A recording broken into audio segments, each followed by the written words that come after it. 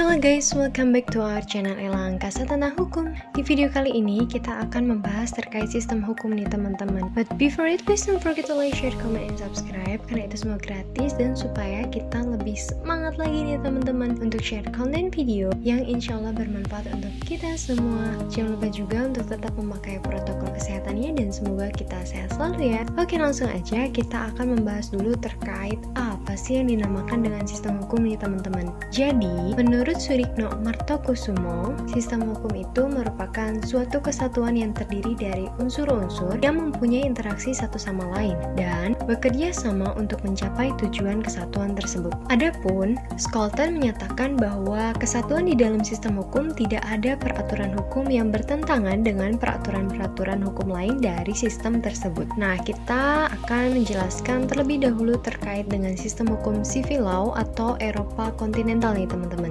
Jadi, yang dimaksud dengan sistem hukum civil law itu sendiri ialah sistem hukum yang lahir di Eropa daratan dan berkembang di negara-negara jajahannya. Istilah lain dari civil law itu sendiri ialah hukum Romawi. Kenapa dikatakan hukum Romawi? Karena sistem hukum ini berasal dari kodifikasi hukum yang berlaku di Kekaisaran Romawi pada masa pemerintahan Kaisar Yustianus abad 5 atau 527 sampai dengan 565 Masehi. Nah, kalau teman-teman ingin lebih tahu tentang bagaimana sejarah perkembangan sistem hukum civil law, teman-teman bisa tulis di kolom komentar ya. Oke, adapun karakteristik dari sistem civil law itu sendiri ialah yang pertama, adanya kodifikasi. Kalau teman-teman pengen tahu lebih lanjut nih terkait dengan kodifikasi, teman-teman bisa lihat di video sebelumnya yang linknya akan kita cantumin di description box. Oke, jadi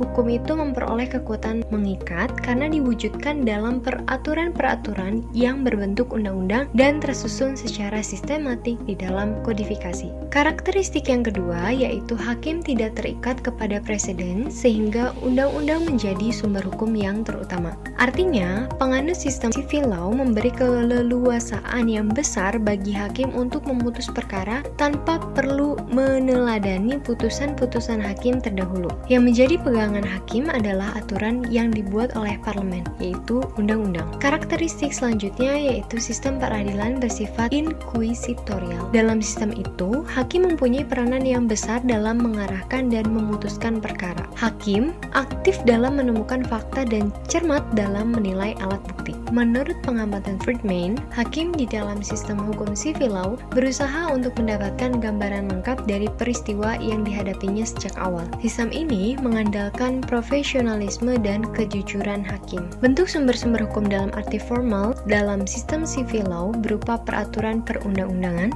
kebiasaan-kebiasaan, dan jurisprudensi, di mana peraturan perundang-undangan itu menjadi rujukan yang pertama nih teman-teman. Negara-negara penganut civil law juga menempatkan konstitusi tertulis pada urutan tertinggi dalam hierarki peraturan perundang-undangan yang kemudian diikuti dengan undang-undang dan beberapa peraturan di bawahnya.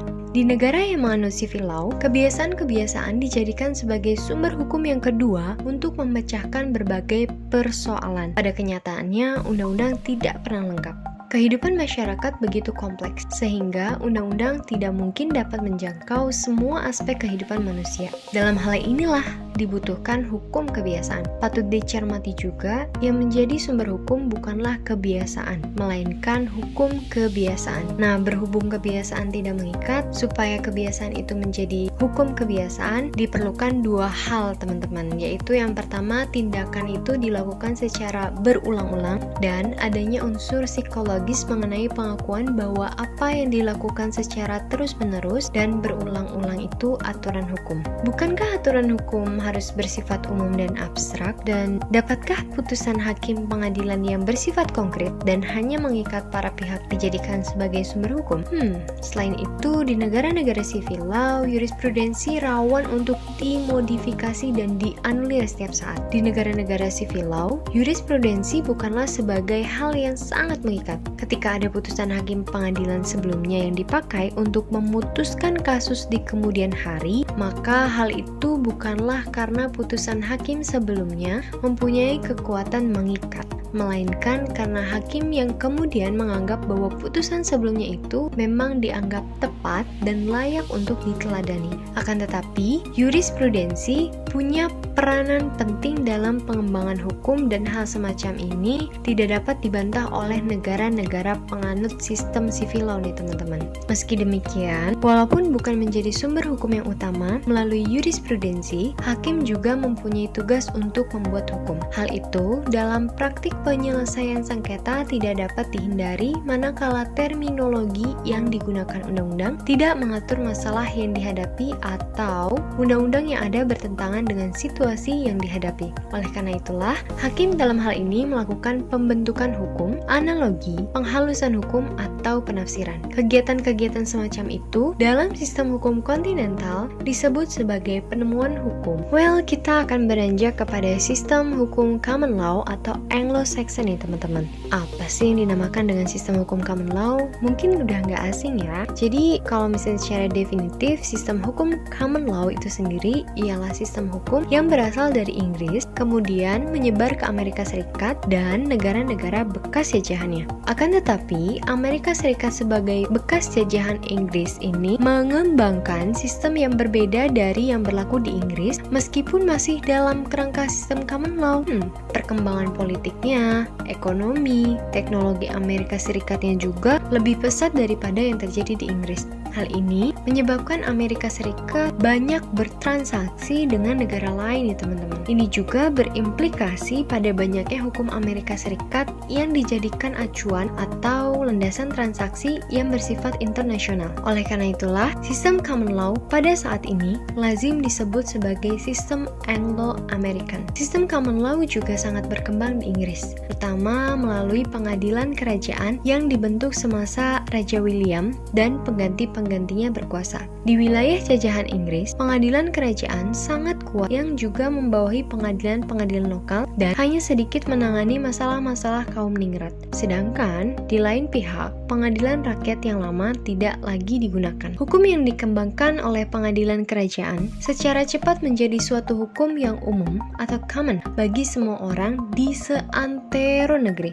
Itulah sebabnya kenapa sistem hukum Inggris disebut dengan sistem common law. Nah, gitu nih sejarahnya kenapa penyebutannya jadi common law ya, teman-teman. Ada hal yang juga harus diungkapkan atau digarisbawahi di sini nih, teman-teman, bahwa sebenarnya Amerika Serikat merupakan bekas jajahan Inggris. Akan tetapi, dalam perjalanan kehidupan bernegara, Amerika Serikat mengembangkan sendiri sistem hukum maupun substansi hukumnya. Salah satu perbedaan mencolok di antara keduanya ialah bahwa Amerika Serikat memiliki konstitusi tertulis sebagai hukum tertinggi di Amerika Serikat. Inggris tidak mengenal suatu konstitusi tertulis. Praktek ketatanegaraan Inggrisnya juga didasarkan atas convention atau praktik ketatanegaraan yang dijalankan berdasarkan kebiasaan-kebiasaan. Selain itu, Amerika Serikat lebih mengembangkan kodifikasi baik untuk negara bagian maupun negara federal daripada Inggris. Hal ini juga disebabkan luas dan populasi Amerika Serikat jauh lebih besar daripada Inggris. Anyway,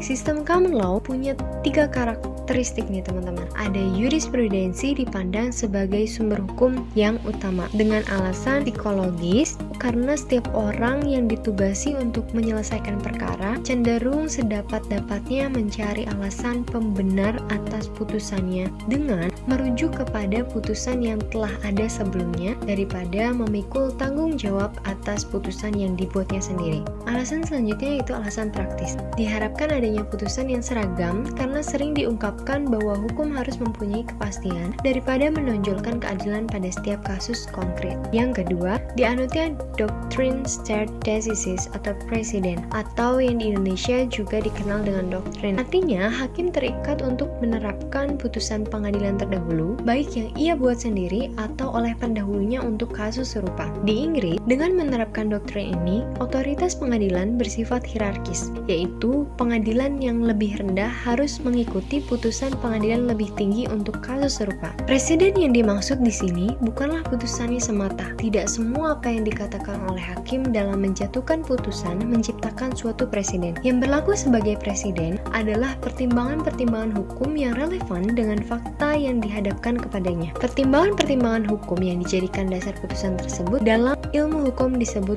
ratio decidendi. Ratio decidendi inilah yang harus diikuti oleh pengadilan berikutnya untuk perkara serupa. Akan tetapi, perlu juga dikemukakan bahwa dalam menjatuhkan putusan, hakim tidak hanya mengemukakan pertimbangan-pertimbangan hukum, melainkan juga pertimbangan-pertimbangan lain yang tidak mempunyai relevansi dengan fakta yang dihadapi. Dalam perkembangan saat ini juga, sayangnya dimungkinkan terjadinya distinguish atau tidak menggunakannya sebagai pedoman untuk memutuskan kasus-kasus serupa. Hal ini terjadi karena adanya perubahan filosofis atau reasoning yang melandasi putusan tersebut.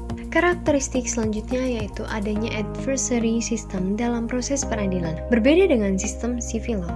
Dalam sistem common law, pengadilan menganut sistem adversary. Sistem inquisitorial seperti civil law sebenarnya juga ada, akan tetapi sistem adversary lebih diutamakan. Dalam sistem ini, kedua belah pihak yang bersengketa masing-masing menggunakan lawyernya berhadapan di depan seorang hakim. Masing-masing pihak menyusun strategi-strategi sedemikian rupa dan mengemukakan sebanyak-banyaknya alat bukti di depan pengadilan.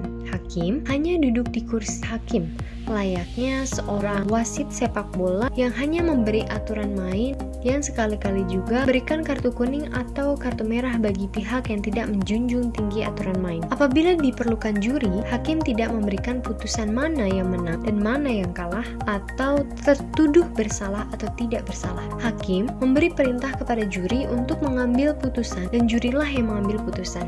Putusan itu harus diterima oleh hakim terlepas ia setuju ataupun tidak terhadap putusan tersebut. Adversary system ini lebih banyak dijumpai di Amerika Serikat. Adapun sumber hukum dalam sistem common law hanya jurisprudensi yang di Inggris disebut judgment law atau di Amerika Serikat disebut case law dan perundang-undangan atau statute law.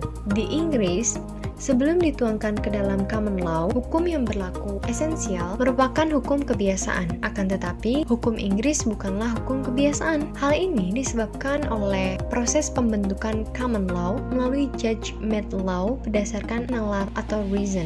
Di Amerika Serikat, kebiasaan sama sekali bukan merupakan sumber hukum. Sebagai catatan yang harus diperhatikan, memang di negara-negara penganut sistem common law, jurisprudensi ditempatkan sebagai sumber yang utama. Kan tetapi di Amerika Serikat dan juga perkembangan negara-negara common law lain saat ini, undang-undang sama pentingnya dengan jurisprudensi. Oke, next kita akan bahas terkait sistem hukum adat. Sistem hukum adat berasal dari terjemahan bahasa Belanda, yaitu adatrecht yang pertama kali diperkenalkan oleh Snoep Orange.